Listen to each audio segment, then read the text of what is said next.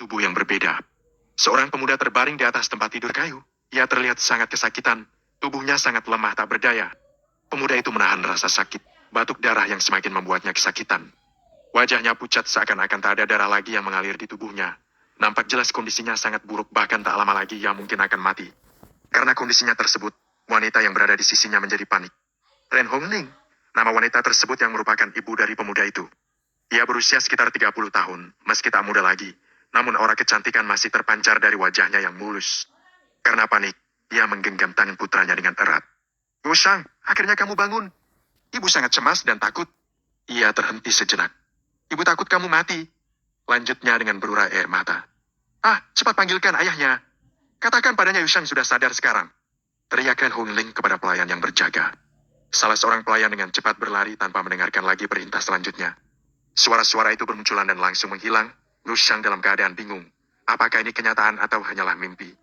Sementara itu Yushang masih terus terbatuk. Ia berusaha menepis kepingan-kepingan ingatan yang melintas dalam memorinya. Seluruh tubuhnya terasa sangat sakit. Kuek, darah segar berwarna hitam keluar dari mulut Yushang, mengotori seluruh tempat tidurnya.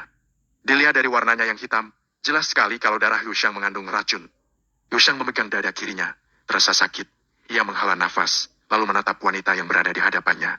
Ren Hongling semakin cemas, perasaannya campur aduk. Jantungnya berdegup kencang, seakan dirinya ikut merasakan sakit yang dialami oleh Yushang. Apa yang harus ia lakukan? Ia sendiri tak tahu harus berbuat apa. Yushang sangat menderita menahan sakit. Yushang masih menatap wanita itu dengan sorot mata yang tajam, mencoba mengingat siapa wanita yang kini berada di hadapannya. Semakin ia berusaha untuk mengingatnya, kepalanya semakin terasa sakit. Yushang meringis, kepalanya berdenyut-denyut. Ia memegang kepalanya dengan kuat. Agak. Teriak Yushang berusaha membongkar memorinya. Tangan kanannya menekan dahinya. Mengapa ia tidak bisa mengenali wanita di hadapannya ini? Siapa dia? Yushang semakin bingung dan frustasi. Tidak ada satupun dalam ingatannya yang mengingatkan tentang wanita di hadapannya ini. Ren Hongling semakin terlihat cemas setelah melihat wajah putranya yang nampak kebingungan. Yushang, apa yang kamu rasakan? Apakah efek racun di dalam tubuhmu kembali terasa? Ren Hongling berusaha meraih tangan Yushang. Namun dengan cepat Yushang menepisnya. Ren Hongling pun terkejut dengan reaksi putranya itu. Jelas sekali terlihat olehnya bagaimana Yushang tidak mengenali dirinya. Yushang tidak memperdulikannya. Seluruh daya Yushang berkerut. Kedua matanya terpejam. Kemudian dia meringis, seperti sedang menahan sesuatu. Melihat putranya kesakitan menahan sakit, Ren Hongling berteriak. Cepat ambilkan obat penawar racun terbaik untuk tuan muda. Suaranya bergetar karena ia sangat mengkhawatirkan putranya itu. Tanpa banyak bertanya, seorang pelayan berlari dengan segera untuk mengambil obat penawar. Perlahan Yushang menatap wanita yang ada di hadapannya. Ia berusaha keras untuk mengingat, dan kemudian perlahan ingatannya tertata kembali. Wajah itu muncul dalam ingatannya. Kini ia yakin bahwa wajah tak asing di hadapannya ini adalah ibunya, Ren Hongling. Kemudian ia teringat akan dirinya sendiri. Yushang, pada akhirnya ia terlihat lega bahwa ingatannya telah kembali. Perlahan Yushang tersenyum kepada ibunya. Ren Hongling merasa lega, diraihnya tangan sang putra. Yushang adalah seorang keturunan keluarga tabib agung di negeri Chen. Kepala keluarganya adalah Yuhan, yang juga ayah Yushang, seorang tabib agung kelas rendah. Ayahnya memiliki peranan yang sangat penting dalam negeri Chen. Tapi sayangnya, Yuhan adalah seorang ayah yang keras dan menakutkan seperti harimau. Dia melihat Yushang seperti dirinya, ibaratnya mengutip kata pepatah yang berkata buah jatuh tak jauh dari pohonnya. Yushang selalu membuat masalah setiap hari dan bahkan ia rela melakukan hal-hal bodoh hanya untuk mengejar seorang wanita. Ia gagal menjadi seorang murid di sekolah tabib setelah sekian lama. Sungguh memalukan dan akhirnya Yushang dikirim kembali ke tempat neneknya. Pada kenyataannya Yuhan mau tidak mau harus menerima keadaan putranya. Dia tidak terlalu berharap kepada Yushang, sehingga Yuhan membiarkan Yushang melakukan apapun yang dia inginkan. Yuhan, biar bagaimanapun harus melindungi Yushang. Setiap kali membuat masalah di luar, Yuhanlah yang pada akhirnya menyelesaikan semua masalah yang dilakukan Yushang, lalu menghapus jejaknya. Namun sebagai seorang ayah, dia selalu berharap putranya akan sukses. Yuhan harus membayar dengan harga yang sangat besar agar putranya dapat diterima di perguruan Danwu. Dia berharap Yushang bisa belajar sesuatu di sana, walau hanya secuil ilmu. Akan tetapi Yushang mengalami masalah di sekolah Danwu. Dia bersaing dengan temannya hanya untuk mendapatkan seorang wanita. Sebuah pertarungan pun terjadi, pertarungan penetralan racun yang akhirnya membuat dirinya dalam keadaan seperti sekarang ini, bertarung melawan kematian. Pada akhirnya Yushang teringat semua hal yang terjadi padanya sebelumnya dan mengapa ia berada dalam situasi sekarang ini. Yushang menghela nafas setelah tersadar dengan apa yang telah ia alami sebelumnya. Dasar bodoh, bertarung dengan menggunakan diri sendiri. Pemilik tubuh ini benar-benar orang anak yang bodoh, batin Yushang. Ayolah, saat ini kau bukan Yushang dari alam atas lagi. Sudut bibir atas Yushang terangkat, menatap ibunya. Lalu ia melihat sekelilingnya, memperhatikan detail ruangan. Aku adalah Yushang, seorang tabib kaisar, Saat itu entah bagaimana jiwaku masuk ke dalam Gak ada. tubuh yang rentan dan tak berdaya ini.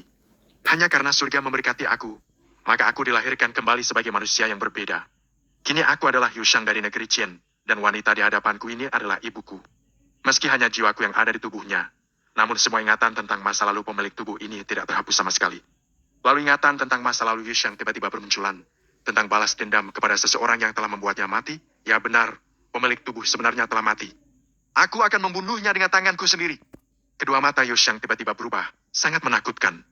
Ada amarah, benci dan dendam, tentang seseorang yang harus membayar semuanya, semua yang telah ia alami sebelum ini. Yushang anakku, apa yang sedang kamu pikirkan? Ren Hongling mengelus tangan Yushang dengan lembut. Ibu, aku akan membunuhnya. Membunuh seseorang yang telah membuatku seperti ini. Ren Hongling terlihat cemas dan ketakutan. Wajah putranya itu, benar dia sangat mengenalnya, penuh amarah dan dendam. Bagaimana mungkin Yushang bisa balas dendam dalam keadaan seperti ini? Ingin sekali Ren Hongling menangis melihat keadaan putranya saat ini. Namun ia menahan perasaannya dengan kuat.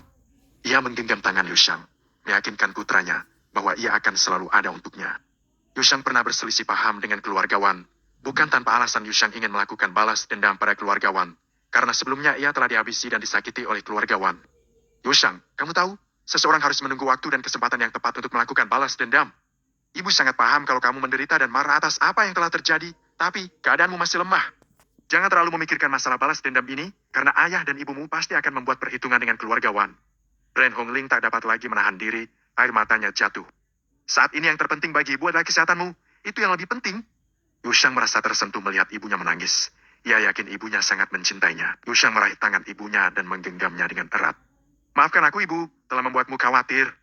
Yushang merasa bahwa dirinya kini telah menjadi Yushang anak Ren Hongling. Meski jiwanya adalah dia yang seorang tabib tiwa, namun tubuh ini milik Yushang putra Ren Hongling. Ren Hongling sedikit terkejut mendengar Yushang mengatakan sesuatu yang tidak pernah ia dengar sebelumnya. Yushang putranya itu tidak akan pernah bersikap lembut pada siapapun. Akan tetapi tatapan mata itu penuh cinta dan kasih sayang untuknya. Yushang si pembuat onar, pengacau, pembuat masalah kini telah berubah. Apa yang terjadi padanya? Mungkinkah semua kejadian ini membuatnya berubah? Ren Hongling menatap tajam anaknya penuh pertanyaan, tertegun dengan apa yang dikatakan Yushang. Lalu ia tersenyum bahagia. Dengan kedua mata berkaca-kaca, Ren Hongling akhirnya berkata, Ibu senang kamu baik-baik saja anakku. Ren Hongling berusaha tersenyum, meski sebenarnya ia ingin sekali menangis dan memeluk putranya itu. Betapa ia sangat bahagia. Ternyata kamu masih hidup. Dasar bajingan. Kamu bahkan tidak takut pada ayahmu. Yuhang, ayahnya masuk ke ruangan dengan kasar dan wajahnya terlihat murka. Suaranya terdengar keras di seluruh ruangan. Yushang menekan telinganya, terasa sakit.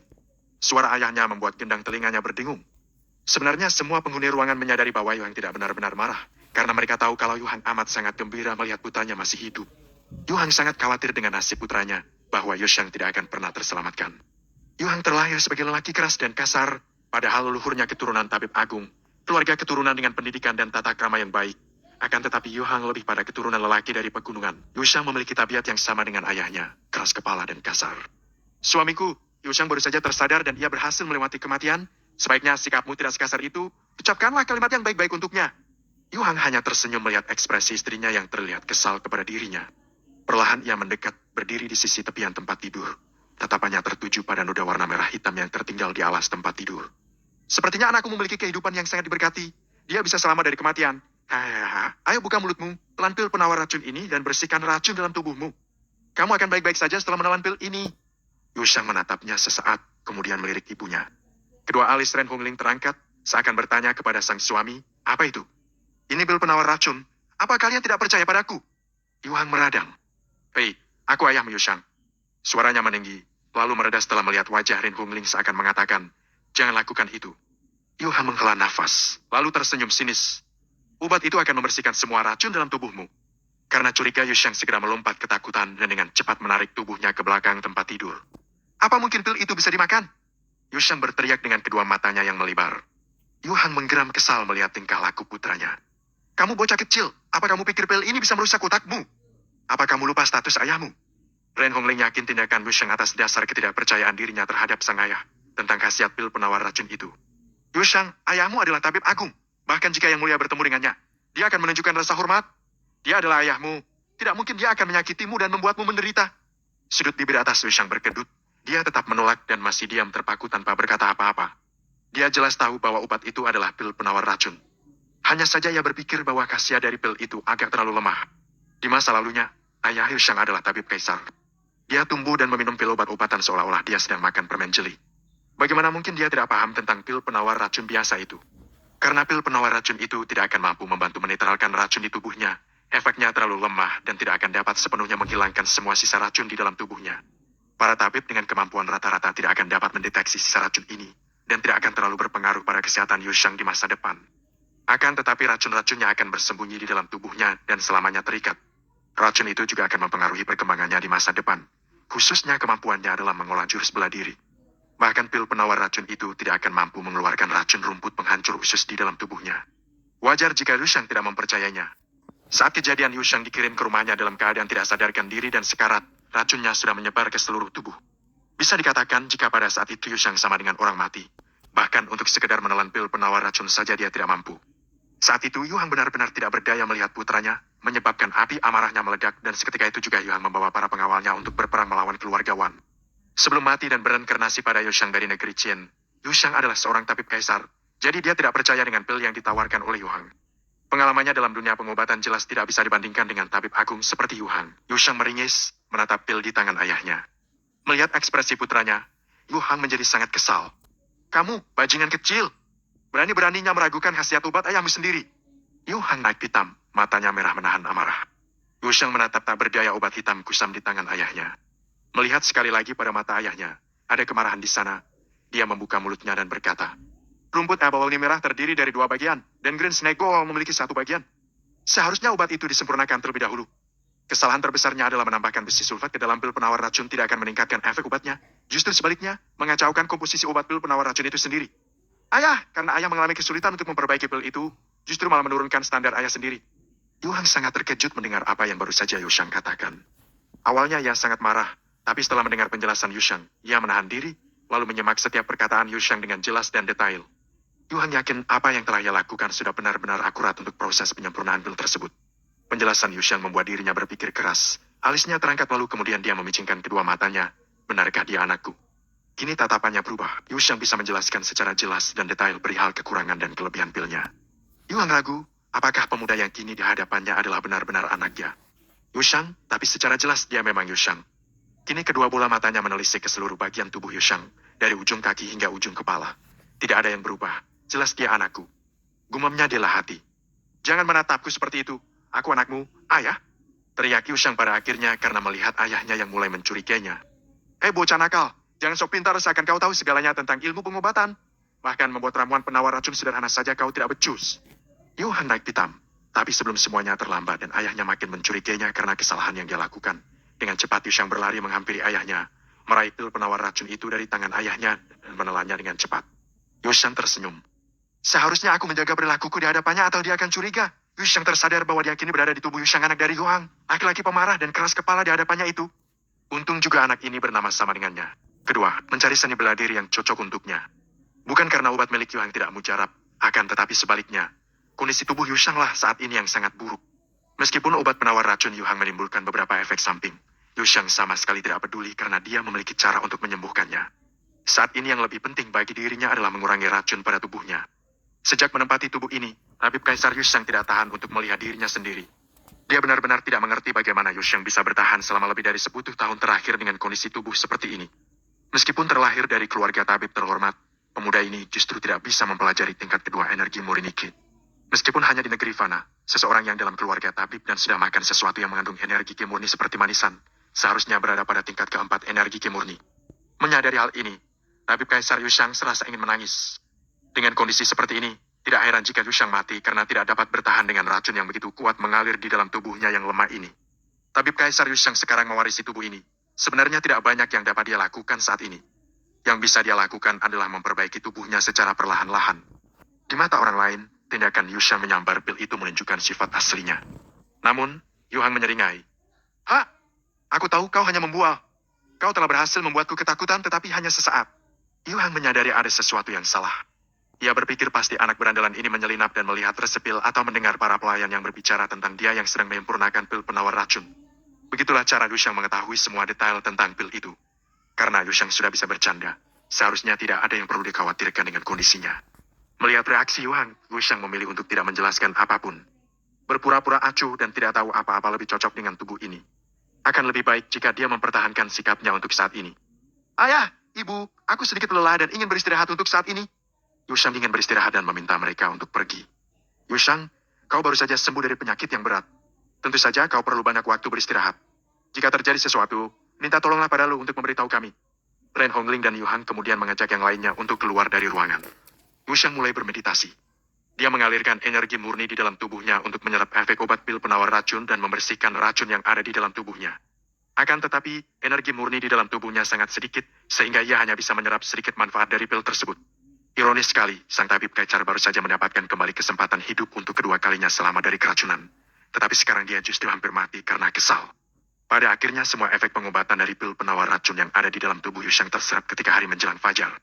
Aliran meditasi energi murni ini benar-benar memakan waktu selama 12 jam. Namun perjuangan keras ini akhirnya membuahkan hasil. Wajah Yushang saat ini tampaknya jauh lebih baik dan kulitnya terlihat lebih cerah. Racun yang ada di dalam tubuhnya sudah cukup banyak yang berhasil dinetralkan. Jelas ini bukanlah sesuatu yang luar biasa bagi kondisi Yushang sekarang. Dengan pencapaian tabib Kaisar Yushang di perguruan pengobatan Dao, untuk benar-benar menyerap semua manfaat pil penawar racun kecil ini seharusnya tidak sulit sama sekali. Kalau dipikir-pikir, meskipun Yushang dahulu benar-benar tidak serius belajar di perguruan pengobatan Dao, hal ini ternyata menjadi berkah tersendiri bagi tabib Kaisar Yushang sebagai pemilik dari tubuh Yushang sekarang. Bagaimana tidak? Saat ini, tubuh Yushang lebih mirip dengan selembar kertas kosong. Tabib Kaisar Yushang bisa bermain-main dengan bebas dan tidak perlu khawatir akan merusak badan Yushang. Seandainya dahulu Yushang berlatih seni bela diri, maka tabib Kaisar Yushang sebagai pewaris tubuhnya di masa sekarang harus kembali berlatih seni bela diri untuk mengembalikan kebugaran tubuhnya. Kondisi ini sedikit menguntungkan buat tabib Kaisar Yushang. Hanya saja meskipun racun rumput penghancur usus tidak menyebabkan kerusakan yang parah di tubuh Yushang saat ini, khasiat pil penawar racun Yuhang sebenarnya terbatas. Masih ada sedikit sisa-sisa racun di dalam tubuh Yushang yang merupakan kekurangan dari pil penawar racun itu. Setelah matahari terbit, ia harus dengan segera mendapatkan ramuan herbal yang benar-benar ampuh untuk menetralisir racun yang ada di dalam tubuhnya sehingga Yushang tidak perlu khawatir akan akibat dari sisa racun di dalam tubuhnya di masa yang akan datang. Untungnya, keluarga Yu adalah salah satu keluarga tabib yang memiliki nama baik di negeri Qian. Mencari tanaman obat bukanlah perkara sulit, karena masih ada waktu tersisa sebelum matahari terbit. Tabib Kaisar Yushang memutuskan untuk menyusun rencana yang tepat untuk diambil setelah ia mendapatkan kesempatan hidup kembali sebagai Yushang. Dalam kehidupannya sebelumnya, Tabib Kaisar Yushang terobsesi dengan dao pengobatan dan agak mengabaikan dao bela diri. Kalau saja dia berlatih bela diri, tidak akan semudah itu untuk dia dibunuh oleh para pengkhianat itu. Tabib Kaisar Yushang mengembangkan seni bela diri untuk menyempurnakan kemampuan meracik obatnya. Selama itu digunakan dengan ukuran yang sesuai, semuanya akan baik-baik saja. Karena ini, ia menjadi ahli obat termuda di kalangan para dewa. Tahun ketika ia menjadi tabib kaisar, ia dipuji oleh semua kalangan dewa suci sebagai sosok yang paling mungkin menjadi dewa tabib dalam ribuan tahun belakangan ini. Itu dikarenakan tidak ada yang berhasil mencapai tingkat dewa tabib dalam kurun waktu tersebut. Namun, semua kehormatan itu telah menjadi masa lalu. Hari ini, tidak ada lagi dewa tabib Yushang. Yang ada hanyalah pemuda dari kalangan manusia, bernama Yushang yang sekarang sedang berusaha keras untuk membalas dendam. Karena dia harus membalas dendam terhadap pengkhianat itu, Yushang harus rajin berlatih bela diri.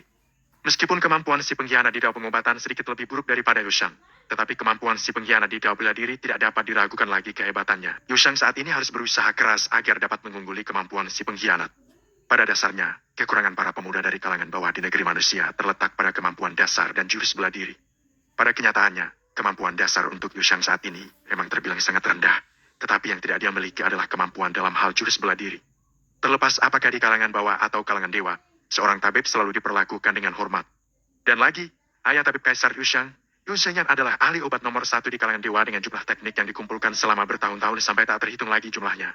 Meskipun tabib Kaisar Yushang tidak terlalu serius di dao bela diri, tetap untuk membantunya dalam proses menjadi tabib, ia secara serius mempelajari banyak seni bela diri secara otodidak untuk meningkatkan kemampuannya. Jadi, bukanlah hal yang sulit baginya untuk menemukan jurus yang tepat. Sambil mengingat-ingat kembali kehidupan sebelumnya, Yushang akhirnya memutuskan untuk mendalami seni bela diri yang disebut seni roh dewa yang sebagai jurus bela diri utamanya. Seni bela diri ini adalah seni bela diri tingkat tinggi dari kalangan dewa yang dikenal sebagai roh raja dewa. Tahun itu, untuk memperbaiki posisi ke-9 dalam ilmu pembuatan pil, dia datang untuk memohon kepada ayahnya Yu Zhenyan agar bisa mempelajari jurus ini. Namun karena gagal untuk mengumpulkan imbalan yang cukup, Yushang tidak jadi mempelajari jurus itu.